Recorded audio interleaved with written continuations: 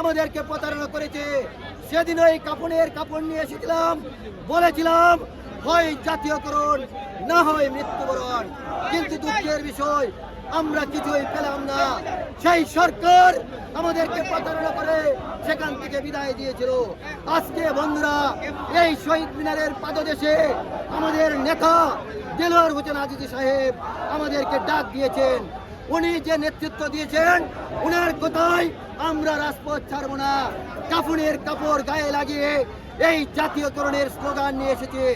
তারপরেও উনি যদি 20% মেনে নেয়, সরকার যদি 20% মেনে নেয়, আমাদের নেতা, শিক্ষক নেতা এই বাংলাদেশ সৃষ্টি হওয়ার পরে আজ পর্যন্ত এই দেলোয়ার হোসেন সাহেবের মতন, আজিজি সাহেবের মতন নেতৃত্ব দেওয়ার শিক্ষক আমরা পাই নাই।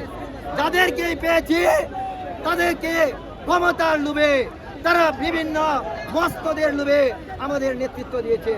কিন্তু আজকে যিনি আমাদের নেতৃত্ব দিচ্ছেন দেলোয়ার হোসেন সাহেব, উনি কোনো টাকার জন্য নয়, উনি কোনো নিজস্ব গদির জন্য নয়, উনি আমাদেরকে রাজপথে ডাক দিয়েছেন যতক্ষণ পর্যন্ত আমাদের 20%, আমাদের 1500 টাকা, আমাদের 75% টাকা আমাদের কাছে না আসবে।